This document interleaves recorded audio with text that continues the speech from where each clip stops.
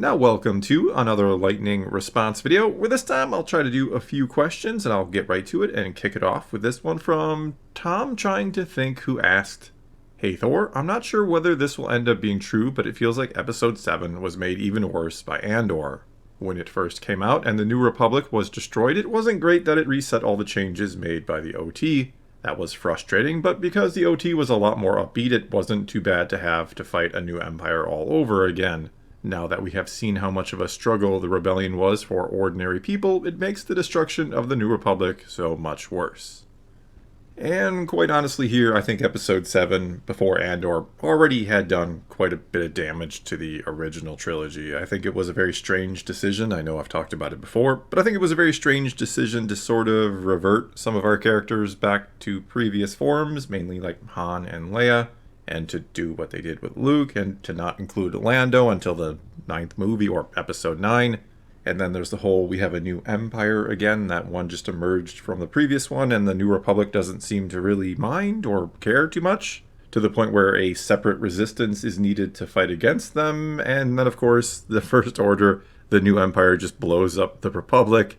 And so you're left feeling like, oh, everything in the original trilogy just didn't matter. Everything even going back to the prequels, where we see the fall of democracy, the end of the Jedi, we see all of that and how much it takes to rebuild that in the original trilogy. None of it really mattered.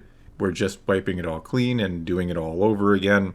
But now we also have Andor, which shows just how much of a struggle it was, plus how bad the Empire was. And look, I understand this is called Star Wars, and the New Republic wasn't going to last forever. There was going to be another big conflict, it might fall again, the Sith might return. All of those things potentially, or almost certainly, were going to happen at some point in the future. But to see the fall of all of it in the lifetime of the heroes, and to see them kind of, well, fail, you could certainly say, and maybe fail in a big way in some cases, but to see it all fall apart in the lifetime of those who had fought the Empire and brought about the New Republic and lived long enough to see it all fall apart again, that's a really interesting story choice to make. And I agree that episode 7, or just the whole sequels, actually feels much, much, much worse and more out of place than ever after Andor, again, after seeing the struggle, after seeing just how bad the Empire was, and that everything all those characters we see in Andor went through didn't really matter in the end, because the Empire still kind of manages to win. And yes, I understand at the end of The Rise of Skywalker, the galaxy unites and defeats the First Order, or the Final Order, or the New Empire, whatever we want to call them or think of them as. Yes, I get it. In the end, the good guys do win.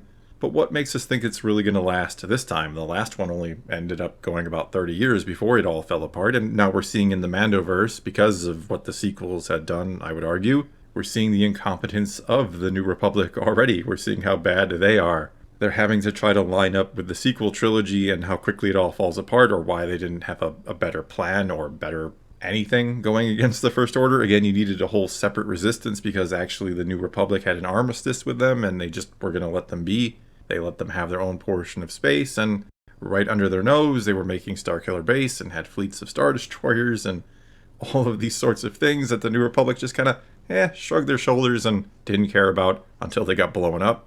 Not to mention, Andor now gives us some of the logistics concerning the Death Star's creation, where they got some of the materials, where they got some of the labor, and how hard it was to figure out what it even was and how to blow it up. And then you get to The Force Awakens, and they just figure out there's another Death Star, it's really big, and if you shoot here, the thing will explode. Okay, how do we blow it up? There's always a way to do that.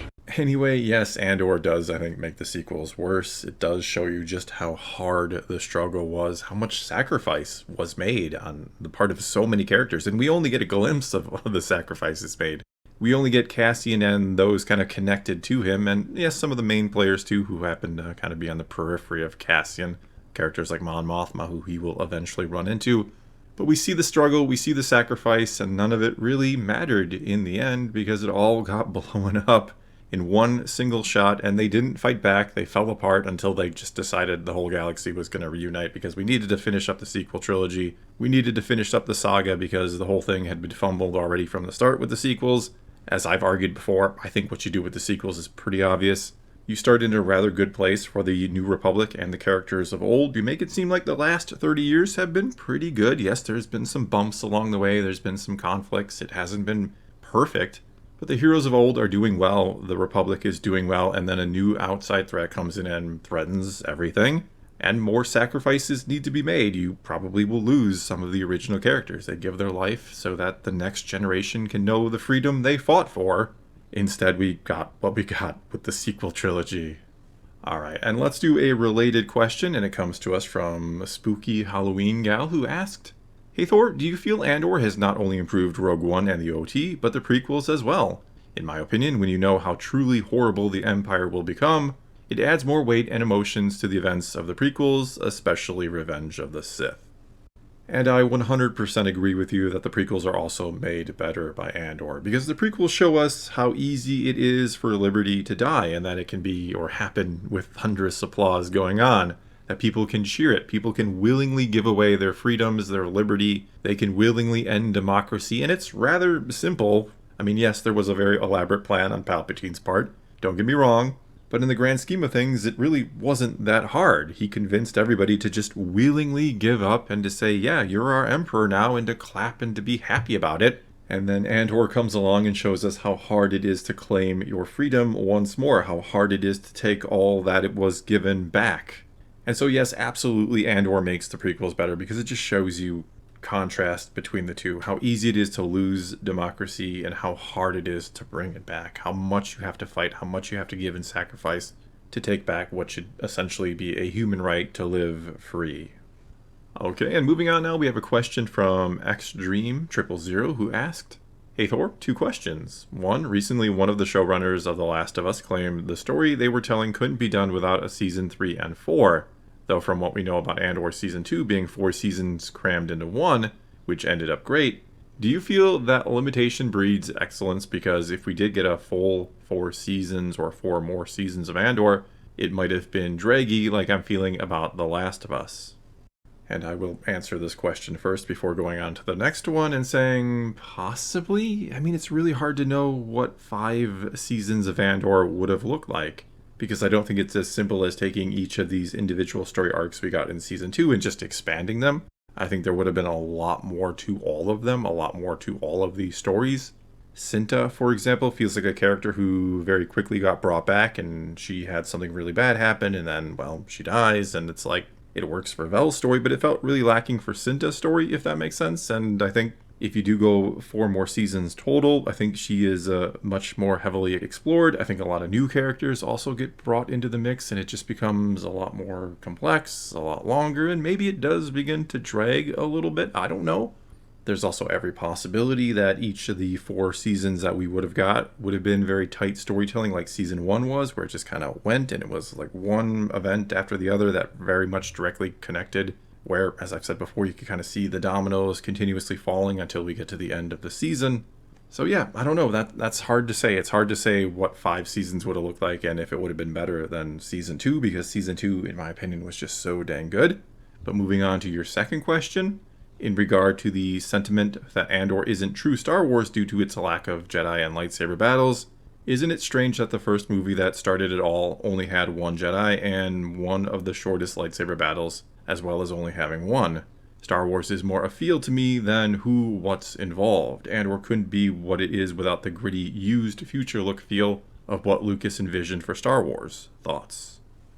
And yeah, as I've been talking about a lot lately, I think everybody just has a different opinion on what Star Wars is, or what it should be, or what it shouldn't be, what it feels like, what it should include or not include, and of course we all don't have the same opinion.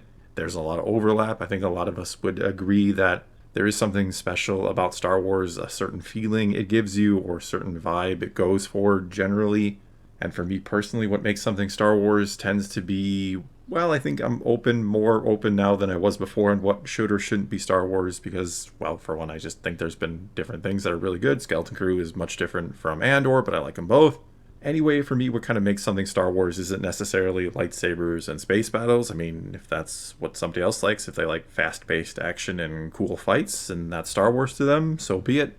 But for me, it's more about the themes, it's more about the message at the core, and Andor nails everything Lucas was going for originally. It is all about characters making choices between the selfless and the selfish. It's about sacrifices. It's about good versus evil, It even includes spirituality towards the end. It is about all of these things that Lucas was trying to convey to young people about how the world is. That you will have choices in this life between being selfless or selfish, and those choices will have consequences down the road, even if you cannot see them.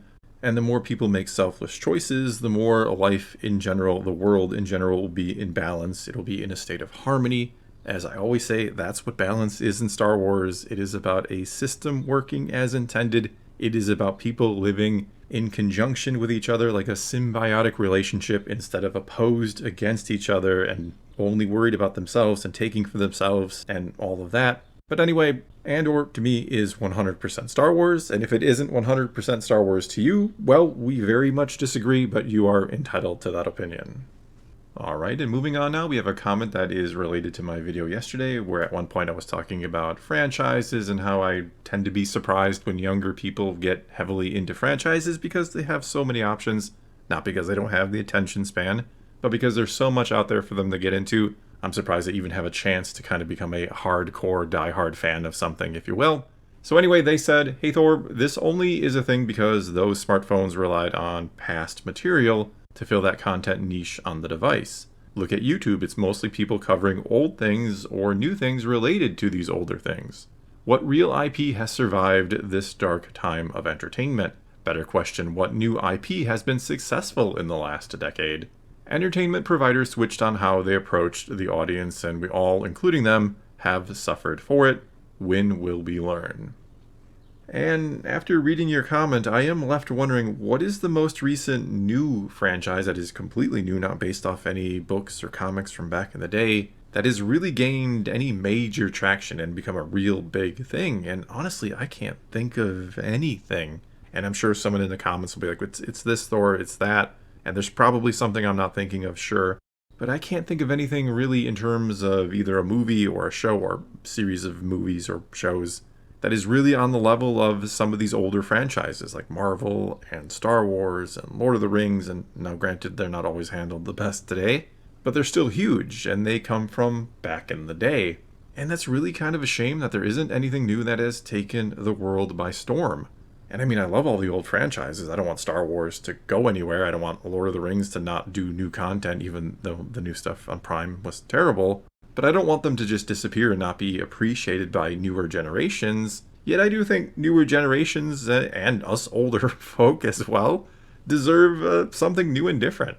The next great idea for a story is probably already out there in somebody's mind or has been written and ignored because we need the 40th Marvel movie or because we need the Harry Potter films to be remade into a series on HBO Max. I don't know, I obviously love a lot of the old stuff. I love Star Wars, and I'm not saying that if new Star Wars isn't made or if Lord of the Rings never gets another movie or series that newer generations aren't going to find those stories. So I think that's just more in favor of trying to do some new stories every now and then, instead of just trying to recycle or regurgitate all of these old franchises. Again, there's a fine line here. I don't want Star Wars to go anywhere. I think the next generation and the generation after that and so on deserves a good Star Wars. But at the same time, they deserve something new and unique of their own as well. Alright, well I think that is all the rambling I got for you this time. So now it is your turn. Take to the comments below and tell me what you think about any of the ramblings. Do you agree? Do you disagree? Or feel free to ask a question for a future lightning response video or thunderous ramble video as they are sometimes called here. All you got to do, you start your comment off with "Hey Thor," ask your question. I will try to answer it in a future video. But whatever you choose to do, leave a comment below. Let's talk some Star Wars. And until next time, thanks for watching.